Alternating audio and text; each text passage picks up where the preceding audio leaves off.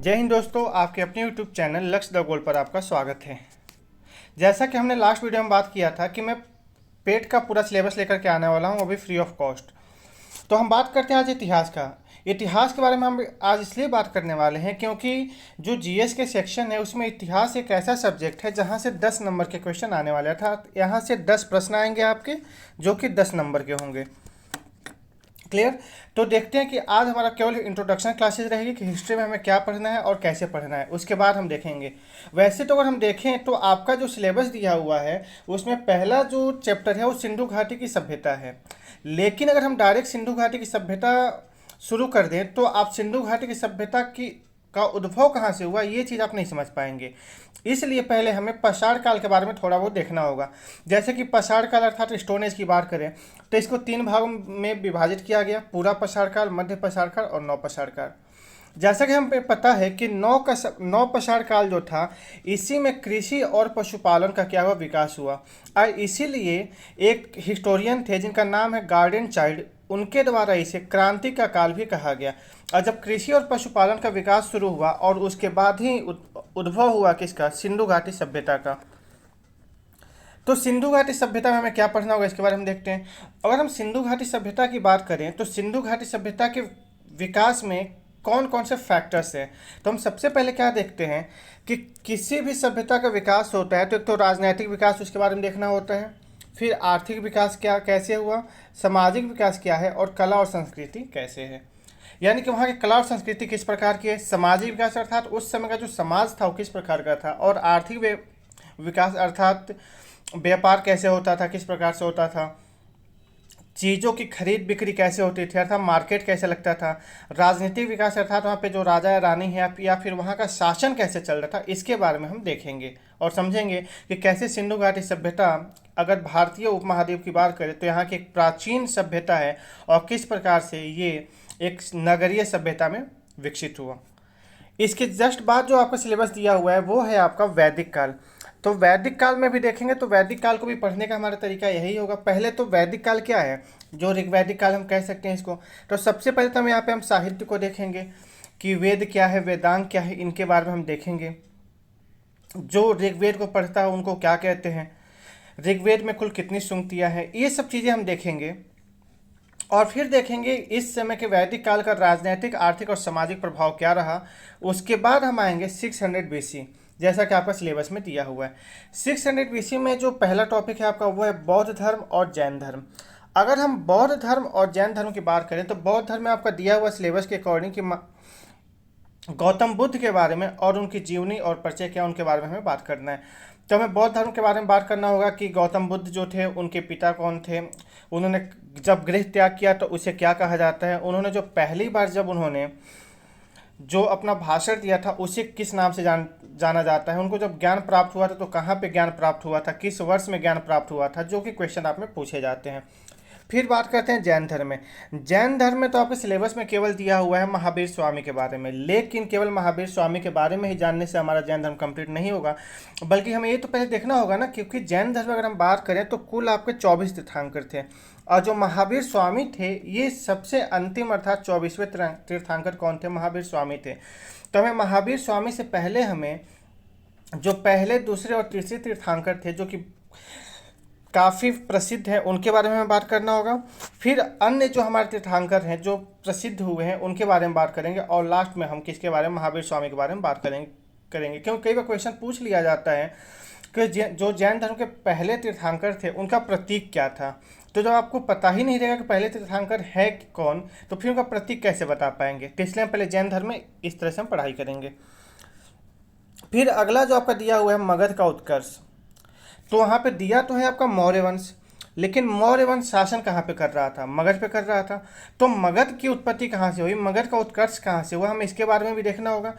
तो हम पहले पढ़ेंगे मगध का उत्कर्ष किस प्रकार से हुआ, क्योंकि जब हम मगध के उत्कर्ष से पहले की हम बात करें तो कोई बहुत बड़ा राज्य नहीं हुआ करता था, छोटे छोटे एक अपने लोगों के बनाए हुए समूह हुआ करते थे, समुदाय हुआ करते थे और धीरे धीरे क्या हुआ, उन्हीं से जाकर एक राज्य की उत्पत्ति हुई। और जो सबसे पहले जो किसी राज्य की उत्पत्ति हुई थी वो थी मगध। तो मगध का उत्कर्ष पढ़ेंगे। तो मगध के उत्कर्ष जब हम पढ़ेंगे तो हमें बताना पड़ेगा ना इसके कौन कौन से वंश आए। तो मगध के उत्कर्ष में जैसे हर्यंक वंश आता है, शिशुनाग वंश आता है, नंद वंश आता है, और नंद वंश में ही जो आखिरी नंद वंश के राजा थे उनको हरा करके चंद्रगुप्त मौर्य क्या होते हैं, राजा बनते हैं।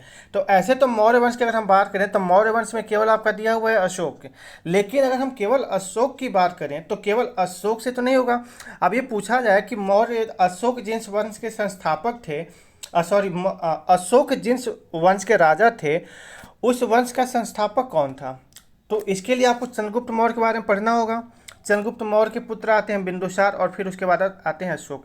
हम देखते क्या है कि चंद्रगुप्त मौर्य जो थे भारत के पहले ऐसे राजा थे जो कि केवल उत्तर भारत नहीं बल्कि दक्षिण भारत को भी क्या किया, एक तरह से समाहित किया और एक बड़े राष्ट्र का निर्माण करते हैं। लेकिन देखा जाता है कि अशोक को अशोक महान बोला जाता है, क्यों? जबकि अशोक ने ऐसा कोई बहुत बड़ा कार्य तो नहीं किया, बहुत ज़्यादा युद्ध तो नहीं किया था या फिर बहुत ज़्यादा राज्य का विस्तार भी नहीं किया था, लेकिन इन्होंने एक युद्ध जीता था, वो था कलिंग का युद्ध। कलिंग, तो क्या हम केवल कलिंग के युद्ध से अशोक को महान बोल सकते हैं क्या? नहीं, तो ऐसा नहीं है।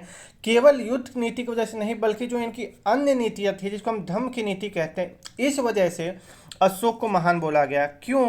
क्योंकि जिस समय सारा शासन तलवारों के दम पे चल रहा था, युद्ध के दम पे चल रहा था, उस समय अशोक एक ऐसे शासक हुए जो कि धम्म की नीति अपनाए और शांति के साथ क्या किए, अपने राज्य की स्थापना की। फिर आता है गुप्त वंश। तो गुप्त वंश में हमें पढ़ना पड़ेगा श्रीगुप्त, फिर घटोत्कच और फिर चंद्रगुप्त। वैसे तो हम देखें तो गुप्त वंश की स्थापना तो श्रीगुप्त ने किया था, लेकिन जो इसका वास्तविक संस्थापक था वो था चंद्रगुप्त। फिर आते हैं समुद्रगुप्त, चंद्रगुप्त द्वितीय जिनको विक्रमादित्य के नाम से जाना जाता है। फिर कुमारगुप्त और स्कंदगुप्त के बारे में हमें पढ़ना होगा गुप्त वंश के बारे में। फिर गुप्त वंश के बाद जो आप में दिया हुआ है वो दिया हुआ है हर्षवर्धन। तो हर्षवर्धन किस वंश के थे, हमें इनके बारे में जानना होगा। तो हर्षवर्धन जो थे वो थे वर्धन वंश के।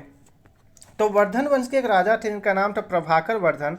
इनके 3 पुत्र थे, एक थे राज्यवर्धन द्वितीय। अगर हम राज्यवर्धन द्वितीय यहाँ पे दिया हुआ है यानी कि कोई ऐसा भी राज्यवर्धन होगा जो इससे पहले आ चुका होगा, तो हम इनके बारे में देखेंगे।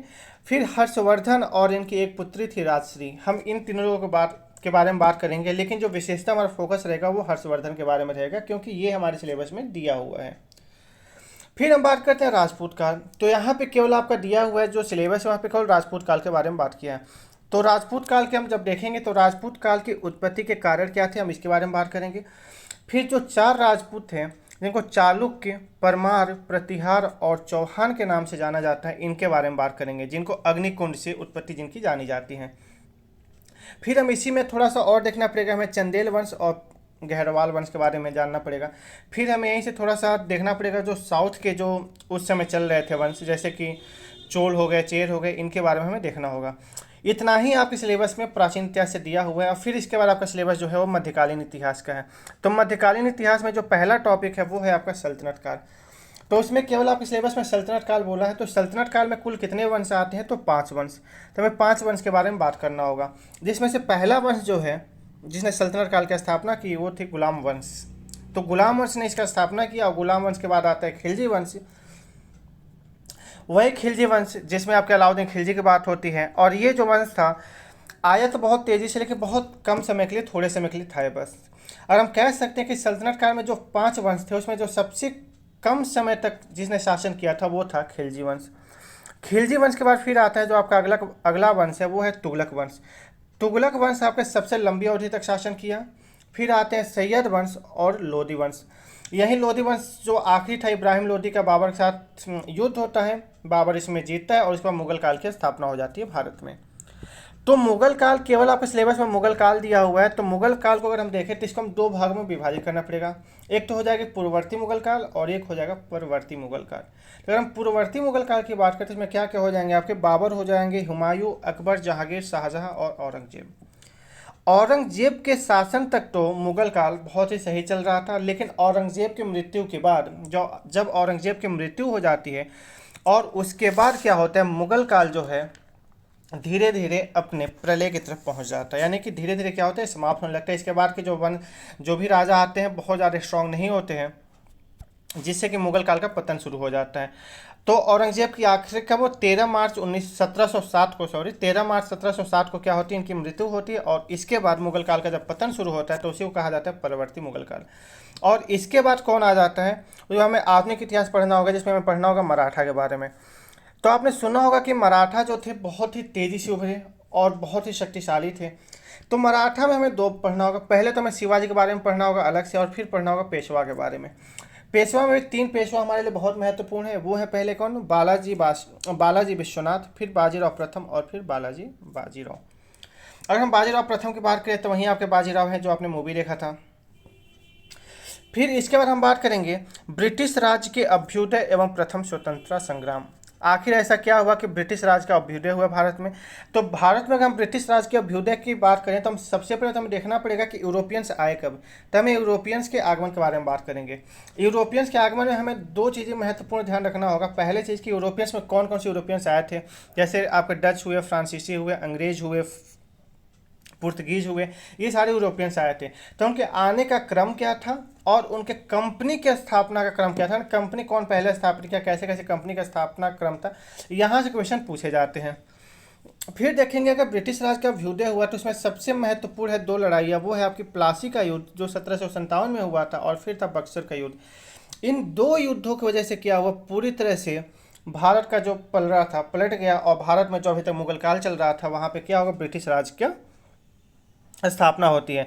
और उसके बाद आता है 1857 की क्रांति, जिसको प्रथम स्वतंत्रता संग्राम कहा जाता है, क्योंकि आपके सिलेबस में दिया हुआ है प्रथम स्वतंत्रता संग्राम। तो किसे कहा जाएगा, तो 1857 की क्रांति को कहा जाएगा। तो हम यहाँ पे पढ़ेंगे। और इसके बाद हम फिर देखेंगे ब्रिटिश राज का सामाजिक आर्थिक प्रभाव क्या था। तो अगर हम ब्रिटिश राज के सामाजिक आर्थिक प्रभाव की देखें तो पहले तो हमें देखना पड़ेगा कि ब्रिटिश भू राजस्व नीतियाँ क्या थी। तो यहाँ पे तीन नीतियाँ इन्होंने लाया था। पहले लाया था स्थायी बंदोबस्त, महालवाड़ी और रैयतवाड़ी। ये नीतियाँ क्या थी, इनको लाने वाले कौन थे, उसमें गवर्नर जनरल कौन था जब इसको लाया गया था। तो यहाँ से क्वेश्चन पूछा जाता है, तो इसके बारे में हम बात करेंगे। और फिर हम देखेंगे कि उस समय सामाजिक धार्मिक सुधार आंदोलन जो हुए थे उसमें कौन कौन महत्वपूर्ण थे। तो उसी टाइम आपका सामाजिक धार्मिक सुधार आंदोलन हुआ था, जैसे आपने देखा था उस समय कि अगर सती प्रथा का उस समय बहुत ज़्यादा चलन था। उसके अलावा अगर हम बात करें तो सती प्रथा के अलावा बाल विवाह जैसे बहुत सारी कुरीतियाँ थी जो उस समय फैली हुई थी। तो उन कुरीतियों को दूर करने के लिए ही सामाजिक धार्मिक सुधार आंदोलन चलाए गए, जिसमें कि सती प्रथा बैन हुआ, जो दास प्रथा था उसे बैन किया गया, बाल विवाह बैन किया गया। तो उसमें हमें मुख्य रूप से थे तो बहुत सारे, लेकिन हमें राजा राम मोहन राय, विवेकानंद और दयानंद सरस्वती के बारे में पढ़ना होगा। इसके अलावा तीन चार जो और महत्वपूर्ण हैं उनके बारे में बात कर लेंगे, लेकिन ये जो है तीन व्यक्ति, इनके बारे में पढ़ना अनिवार्य होगा। और इसी के साथ आपका जो आपका पहला टॉपिक भारतीय इतिहास दिया हुआ था वो कंप्लीट हो जाता है। और नेक्स्ट आपका है भारतीय राष्ट्रीय आंदोलन, जो कि अलग से यहाँ से 5 नंबर के क्वेश्चंस पूछे जाएंगे। तो भारतीय राष्ट्रीय आंदोलन की अगर हम बात करें तो इसको हम दो रूप में पढ़ेंगे। पहले तो हम देखेंगे प्रारंभिक आंदोलन जो थे उनको हम पढ़ेंगे, और फिर हम पढ़ेंगे गांधी युग। तो प्रारंभिक आंदोलन में पहले कांग्रेस की स्थापना जो कि आपके 1885 में हुई थी।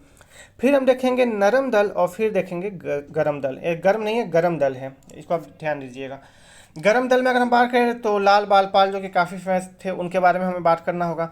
और फिर आते हैं गांधी जी। जब आते हैं भारत में तो गांधी युग की शुरुआत होती है, और गांधी जी के द्वारा चलाए गए 3 जो बड़े लेवल के आंदोलन थे वो थे आपके असहयोग आंदोलन, सविनय अवज्ञा आंदोलन और भारत छोड़ो आंदोलन। हमें इन 3 आंदोलन के बारे में बात करना होगा, यहाँ से क्वेश्चंस पूछे जाएंगे। और फिर जो आपका नेक्स्ट टॉपिक दिया हुआ है वो है आपका ब्रिटिश इंडिया एक्ट, जो कि अगर हम देखें तो 1773 से आपका शुरू होता है एक्ट आना। आप देखते हैं कि सबसे पहले एक कंपनी आती है जिसको ईस्ट इंडिया कंपनी कहा जाता है। जब ये ईस्ट इंडिया कंपनी आती है और धीरे धीरे क्या करती है, पूरी तरह से भारत पे क्या कर लेती है, अपना साम्राज्य स्थापित कर लेती है। और उसके बाद धीरे धीरे एक्ट आता है जो 1773 का पहला एक्ट आता है, उसमें कुछ चेंजेज होते हैं। और देखते हैं कैसे कंपनी से धीरे धीरे जो सत्ता होती है वो ब्रिटिश के पास चली जाती है, अर्थात जो ब्रिटेन की महारानी थी उनके अंतर्गत आ जाती है। और उसी के बाद में जो एक्ट लाया गया उन्हीं सब एक्ट के बारे में पढ़ना है। तो हमारे में तो दिया हुआ है जो सिलेबस में केवल 1935 का एक्ट दिया हुआ है, लेकिन हमें 1935 के एक्ट्स पढ़ने से पहले हमें 1773 से जो थोड़े बहुत एक्ट हैं जो हमारे लिए महत्वपूर्ण हैं, पहले इनके बारे में बात करेंगे।